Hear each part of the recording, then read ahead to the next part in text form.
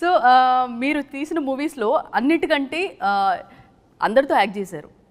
మీ co-star ఎవరితో బాగా మళ్ళీ యాక్ట్ చేయాలంటే ఎవరితో యాక్ట్ చేస్తారు? ఇది రైట్ క్వశ్చన్. ఇట్లాంటి క్వశ్చన్. ఎవరు మీ ఫేవరెట్? నివేతా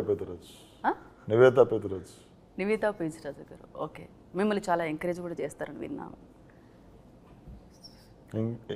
ఎంకరేజ్ అంటే స్టోరీ పరంగా, డైరెక్షన్ పరంగా. యాక్చువల్లీ తను ఒక మూవీ అప్పుడు కూడా చెప్పారు, తన యాక్టింగ్ చేస్తుంది, నేను యాక్టింగ్ చేస్తా.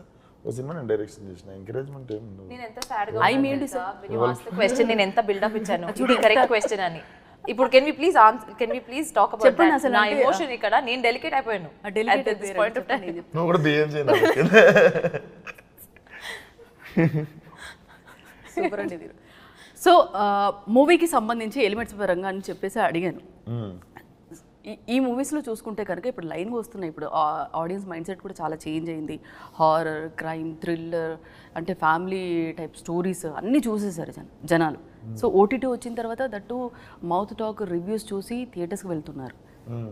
అవును కదా. సో గ్యాంగ్స్ ఆఫ్ గోదావరిని చూడాలి అంటే ఏమనుకొని వెళ్ళాలి, ఎలా చూడాలి?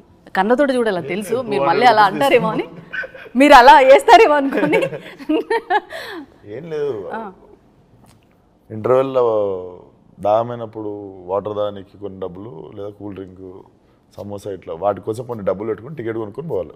మీరు నటించిన కథానాయికలలో మీకు ఏ కథానాయిక పేరు మాటిమాటికి చెప్పాలనిపిస్తుంది?